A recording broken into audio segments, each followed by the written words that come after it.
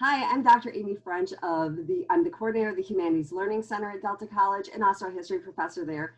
And I'm joined today with a favorite colleague of mine, Professor Donny Winter of our English department.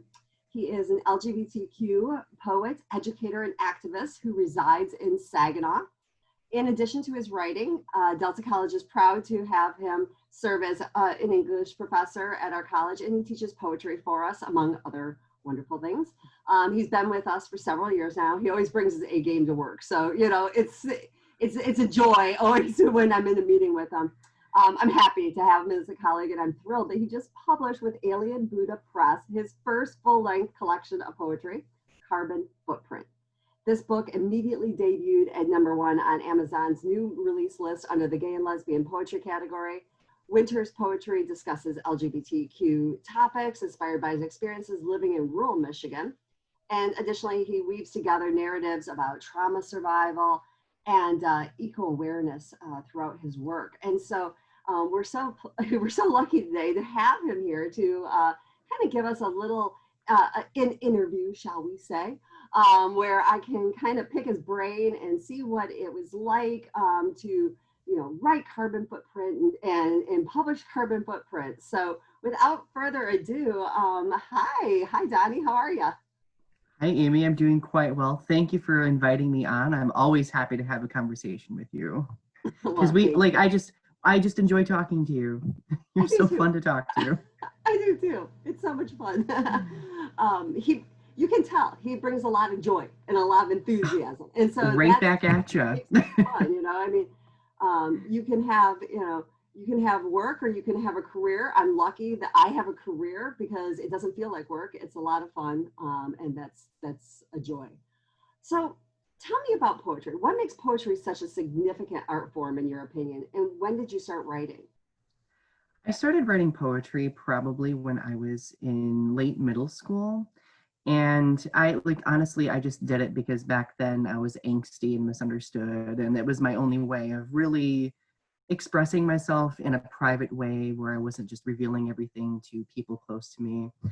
Especially at that time, I knew that I knew that I was a gay man, and I obviously wasn't comfortable being out with it. So poetry was my way of being out with it slightly. And over the years, poetry to me became much more significant because as I've grown as a writer, I've realized that it is an excellent vehicle to provide commentary on the human experience. And throughout history, poetry has been an amazing vehicle, an artistic form that has helped bring about social change and draw awareness to things. And I seek to do that with my own work as well. So tell us about your poem collection, Carbon Footprint. What is it about? So Carbon Footprint, like you were mentioning, is about my experience as a gay man growing up in rural Michigan. It is poems that I've written over the past decade, though the majority of them have been written over the past few years.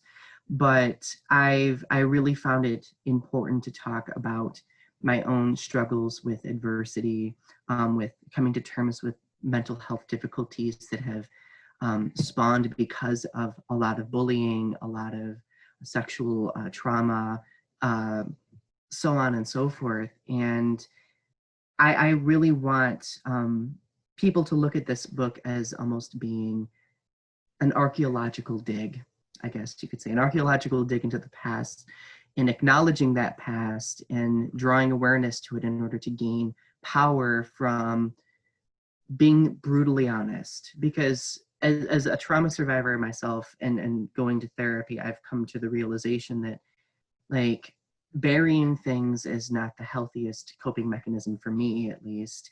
And drawing those things out has been instrumental in my own healing. And I think many other LGBTQ plus people can relate to this in a lot of the different atrocities that they faced over time that we've also been very much shamed into silence. And this book is a resistance to that silence. So inspirational. It's wonderful that you can use your talent and your creativity to not only help yourself, but then to give an outlet for others who who maybe can't express themselves in the same way. I know I personally cannot. Poetry is not something I have I have a talent for, but I can appreciate someone else's and I can identify with that. And so I think that's it's wonderful. So how does it feel now that you can hold a collection of poems in your hands?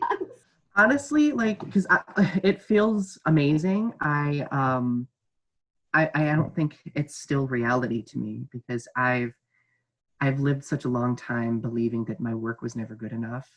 And in the poetry community, there is a lot of contention about people who write about too many sentimental things or people who aren't elevated enough in their language. And I think there's like this certain level of gatekeeping that exists. And I was always afraid that my poetry never really met that standard because I've been told in the past that it didn't. And the truth is it's very difficult for LGBTQ plus people to get published often because there are a lot of publishers out there and presses who don't feel comfortable publishing poets who write about like maybe controversial things or about actually being in a marginalized community, you know. So it was a very moving moment for me because one of my dreams aside from teaching has always been to get a collection of poems published. So now being able to hold a literal book of poems in my hand, it feels like this full circle moment for me, and I couldn't be happier. Right. Well, you know, I can understand. I understand as a scholar that you know we want that acceptance from our scholarly community, but we don't really write for our scholarly community. We write for others, and so this, you know, since this collection of poems celebrates your growth and survival as an LGBTQ plus person, what do you hope that the LGBTQ plus community takes away after reading your collection? Well, I really hope that the LGBTQ community looks at this book as an example of survival because I've been in very many dark places where I didn't think that tomorrow would be even a possibility anymore.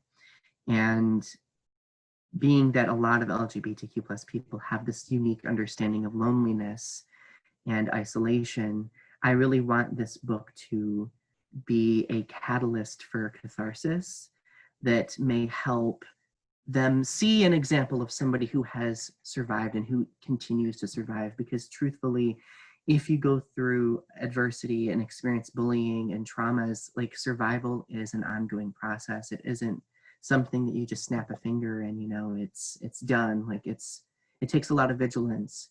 And I hope that maybe seeing an example of what I hope to be my own vigilance might be helpful.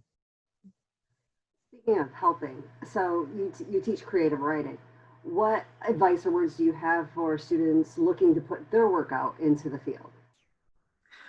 Well, first of all, it feels really nice to like be able to tell students like, hey, I have a collection of poems published. Because like a year ago, I had a student curious about my work being like, Professor Winter, I want to read some of your stuff.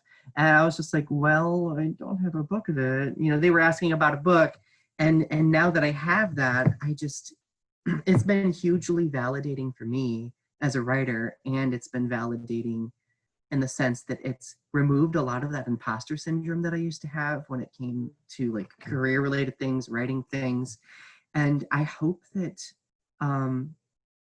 students realize that they aren't going to get their work out there unless they actively put it out there. So my biggest advice to my students is don't listen to the people who tell you your work's not good enough. Don't listen to the people who say that writing isn't a valid career or that it's not going to really amount to anything, because the truth is the world needs to hear your work, and your work has the potential to make an influence.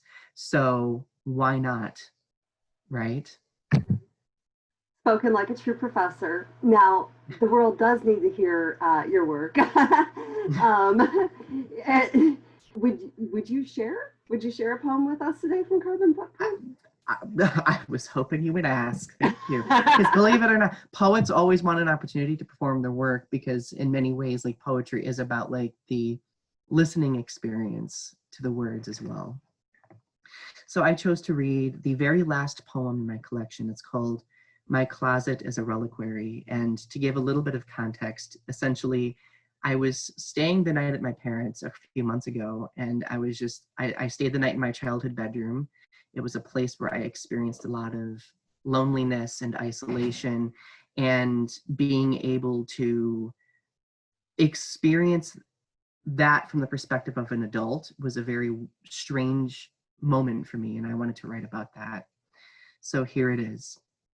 My closet is a reliquary, and I dedicated it to my mentor and colleague, Ace London, who is now passed. The closet door has fallen from its track and sits, leaned against the dented drywall like a discarded portcullis too weathered to keep me. Behind box-stacked skyscrapers, yellowed wallpaper peels, and the crayon mural still robs floral print of its optic illusion, like a political graffiti with elementary verve. The shelves still dip under collections of unread religious texts, and the bloated plastic drawers refuse to budge from their cheap retail compartments as each paper-filled basin brims. The air is linen stale, and the glued constellations above still keep this room lit, while the tired July sun slips beneath the tree line, lengthening each shadow across the brown shag carpet. These years later, I keep the closet door off its track because it's powerless, a prism-made museum, a memorialized womb left open since I left for college after my second birth. Now, my closet has lost its echo, and each stored memory maps a misshapen journey. So let these paper roadways return to nature, become overgrown, because this cluttered closet is a reliquary, a room for storage, unable to keep me. Powerful. I'm Dr. Amy French of Delta College. I'm here with Professor Donny Winter of Delta College, and he just read a poem from his new collection with Alien Buddha Press, which is Carbon Footprint. Thank you for joining us today. Thank you, Donny, for sharing with me and sharing with us all. Thank you. Have a great day.